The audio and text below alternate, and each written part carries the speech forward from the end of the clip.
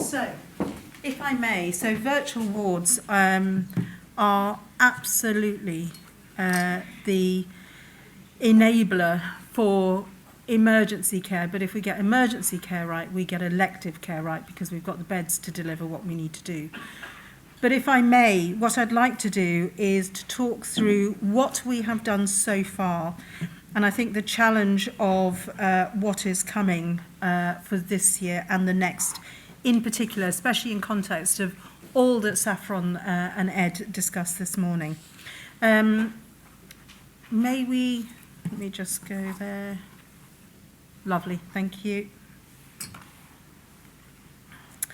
So, if I can explain where we are, and it's really difficult because we're 1 year into a 3-year recovery plan, which was set out by NHS England and Elective Care.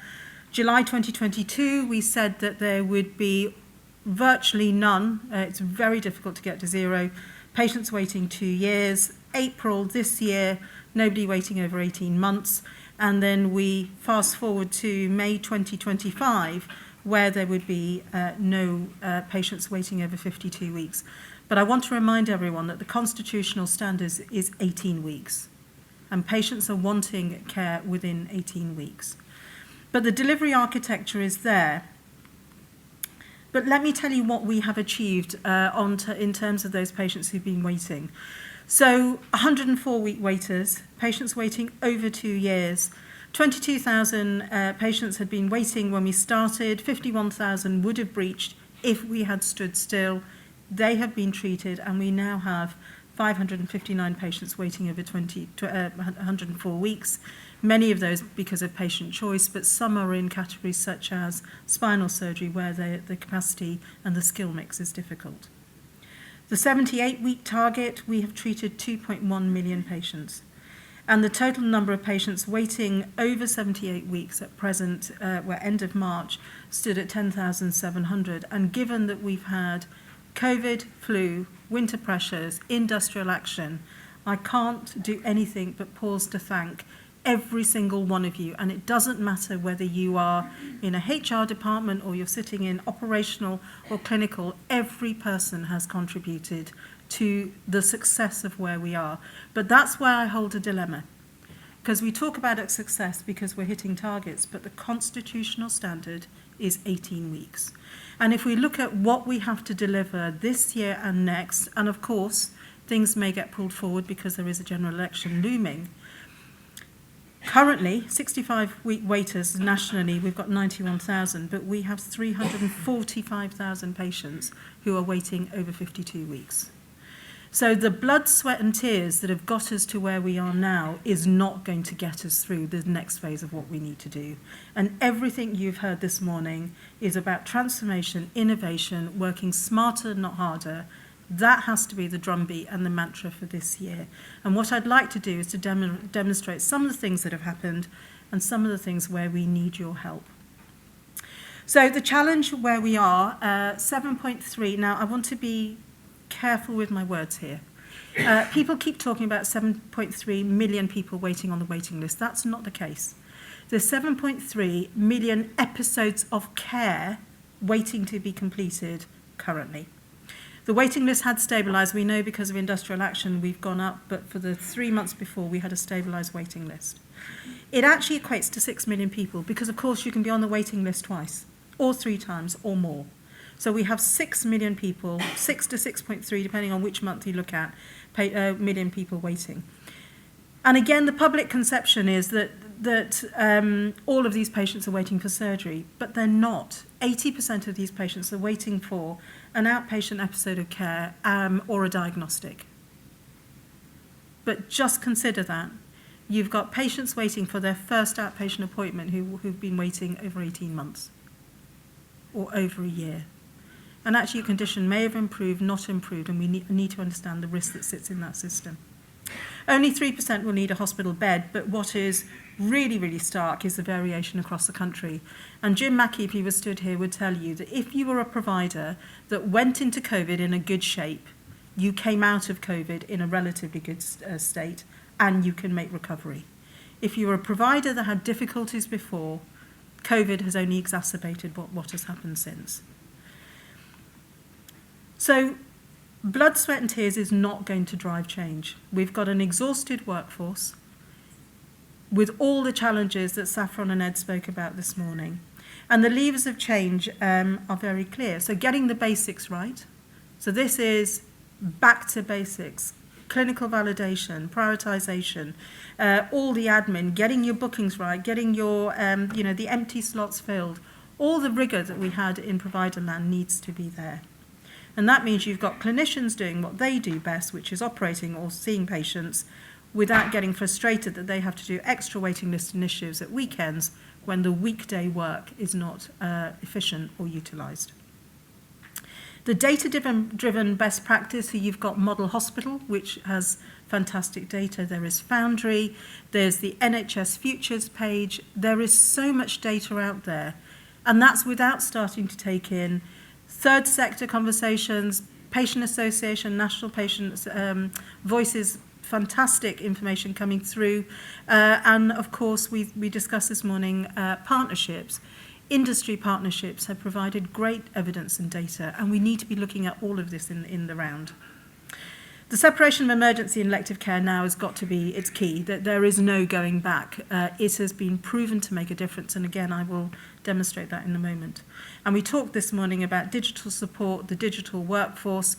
I'm new to automation and automated intelligence, but the more I see of it, the more I don't understand why we're not using it in the way that we need to, because it is the fundamental in ensuring that our people are doing what they do best and not doing tasks that don't add value to them in terms of the positive gain that you get when you go to work and you do things well. Rethinking outpatient delivery is absolutely on my cards, and I will discuss that in detail today. And patients are desperate to be partners in their own pathways.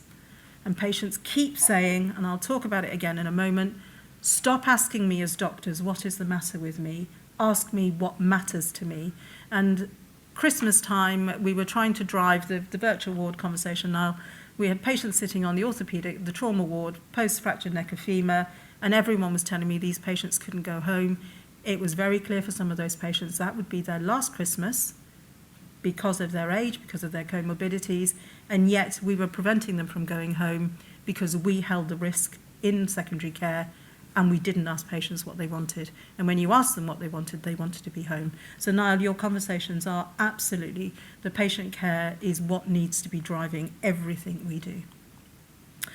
So let me talk to transformation and innovation and separation of elective and emergency care. So surgical hubs have been set up. There are more online. The money has been protected, but more are coming online. And there are several things that we need to consider. So pre-COVID, theatre utilisation was 75%. Now we've got an 80% theatre utilisation, so we're better than we were pre-COVID, and that's because of all the hard work and the back to basics of what everyone is doing. But there is a target for 85%. Day case rates now are 75%. Again, we want to increase those to 85%. And I've had the privilege of being involved in the surgical hub accreditation, which has taken 8 pilot sites.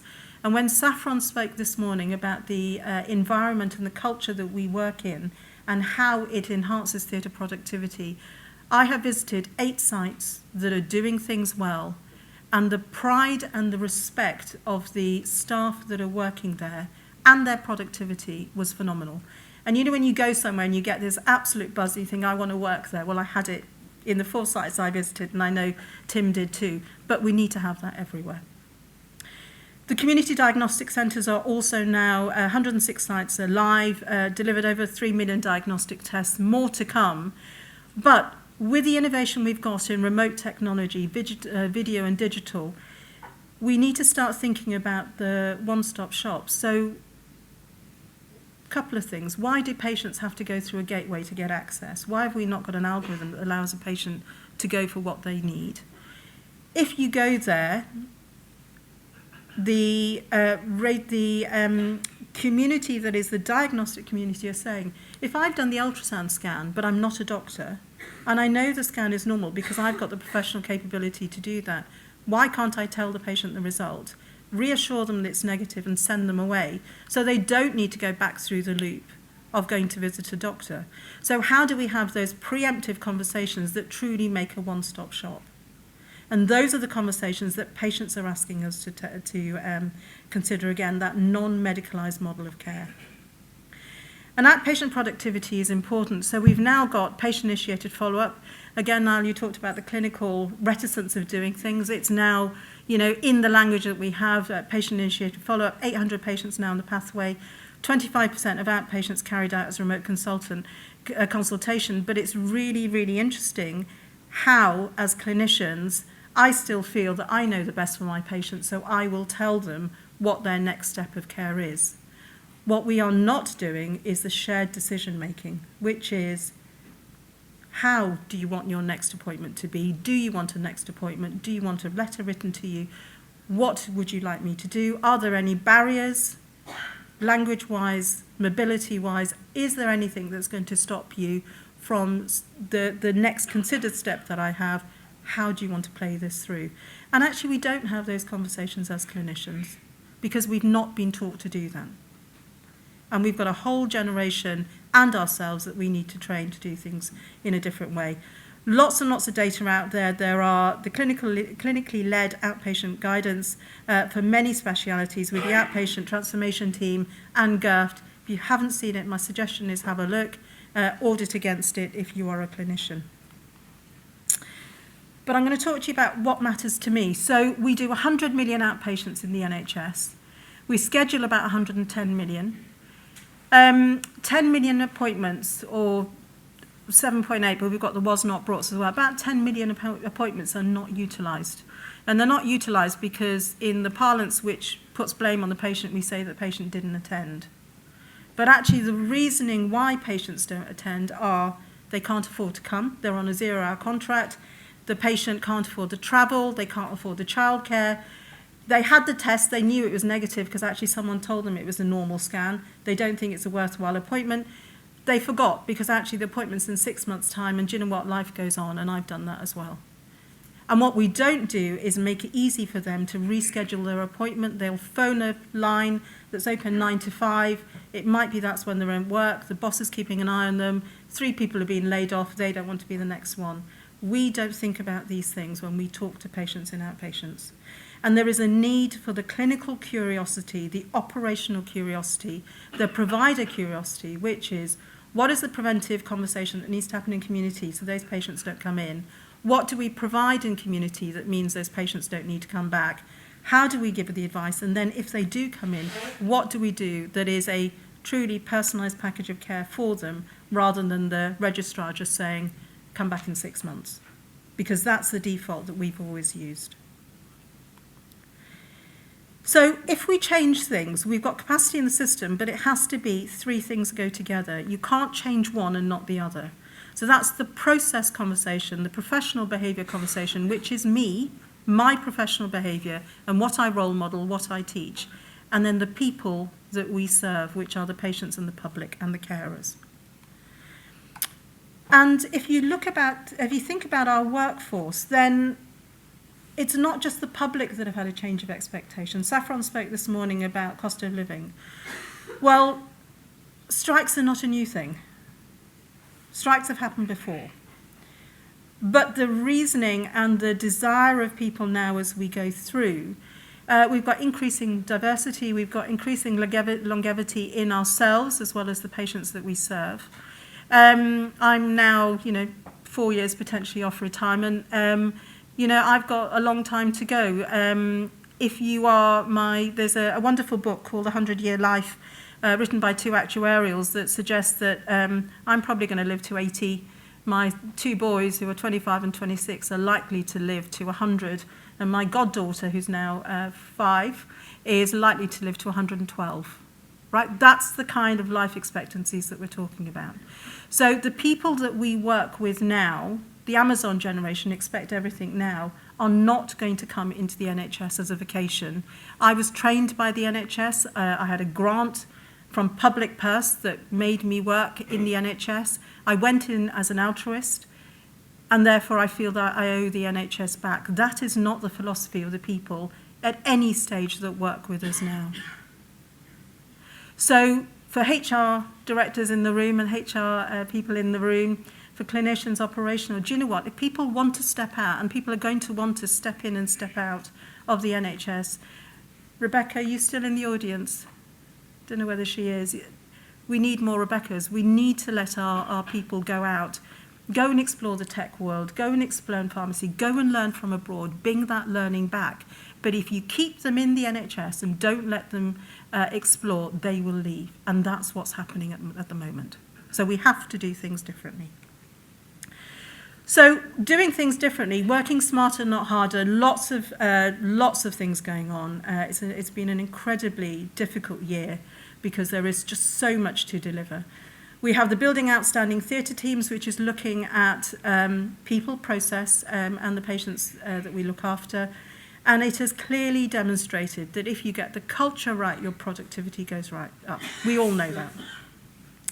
Improved relationship with NHS, independent providers, third sector and industry, it's coming. An independent sector is about 120% of baseline. We've got digital transformation, so 32 sites are piloting something called IECCP, now known as CCS, which essentially takes away some of the hurt that is admin, the non-value-adding scheduling jobs, and actually allows a bit more time for potentially patient care navigation, patient conversations, and it will make a difference. So 32 sites, and we're waiting for that to report back. There is a digital mutual aid system which allows us to move patients across the country if they so wish. If your daughter lives in Southampton and you've been listed in Watford, why can't you go down to Southampton because you've got care nearer to home? But we need to be asking the questions. Teledermatology is really, really exciting at the moment. So in teledermatology, we are now in a position where you can take a photograph of a lesion. At the moment, the AI algorithm is being second read by clinicians. It is so powerful that it can tell you that you've got a benign lesion without involving a clinician. That is game-changing, and it's about to be launched. So it'll be live at the end of this year. You could, therefore, go into a public library, perhaps using some of the spaces we have already, go into a private booth, take your photograph, be reassured and go home. No medical involvement. Cost saving in that, patient satisfaction in that, but actually releases time to care for other things. Rheumatology is another good example. We've got consultant rheumatologists managing shed loads of patients that are going through, but actually prescribing pharmacists can do the biologics in a way, in a team, but down in community. So it's about looking at things in a completely different way. I only put up the National Theatre Programme to draw your attention to Right Procedure, Right Place. There are 5 streams within this. And Right Procedure, Right Place, again, is doing things differently. It's taking out of main theatres, out of the day surgery units, everything that shouldn't be there. All the local anaesthetic cases, the pain injections, carpal tunnels, hand surgery, all of these can be moved out into a different setting, and there has been money invested into looking at these being done differently. And I've got 2 minutes left. I'm going to make sure I stay to time. 2 things to finish on. One is the mobile first. So digital has to underpin everything we do. It is absolutely absurd to think that we can have Google technology, banking, supermarkets. If I go to a supermarket, somebody knows everything that I buy and will tell me off at some point because I shouldn't be eating some of the stuff I buy. But somebody will know that. They know it already. It's just not linked, just as Rebecca was saying earlier. And the expansion of patient portals is going to be a game changer for us. It's already there. It will be in every hospital this year. That is the game plan. And let me tell you some of the data from Mobile First, because this is technology we need to pick up on and do things in a different way. So 32 million users on the NHS app. 511 million visits to the NHS contact page. But what I want to take you to is the age of people. So if you think about who normally deals with, I haven't got an iPhone, I've still got my old technology. But if you think about who normally uses things, well, 31 to 40-year-olds actually really just use the app to make appointments. The 51 to 60-year-olds, including me, use it for repeat prescriptions. But the question is, how do we engage with people so they use this in a meaningful way for what they want? And these are new dilemmas that are coming through. But it is important that we start to deliver a digital platform that is equitable to everything else we do. I'm going to finish on one point. So everything that we do, any changes that we make, the health inequalities are already built into the NHS that we provide. It is there. What is now becoming more and more transparent is the data behind the health inequalities. And once you see it, you can't not see it. So a few asks on this slide. One is the operational clinical curiosity. Why did your patient not come to your appointment? What is it that means that patients in a certain area are not coming through?